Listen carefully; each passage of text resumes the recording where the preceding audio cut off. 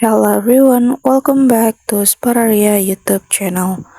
Okay guys, so in this video I would like to share you a tutorial on how to check RAM on Samsung Galaxy A25. Okay guys, so if you want to know how much RAM you have used and how much you have left, you can check it guys, just in case your RAM is not full and affect the performance of other function.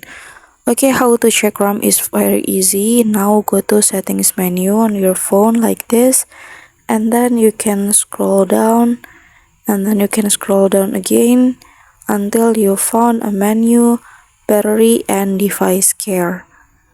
Alright, and then over here you can click for memory guys.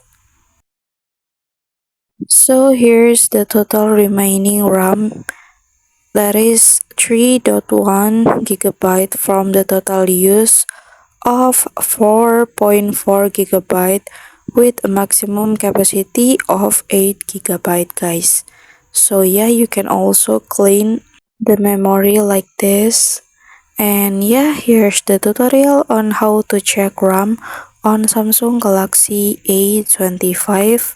And then thank you so much for watching guys.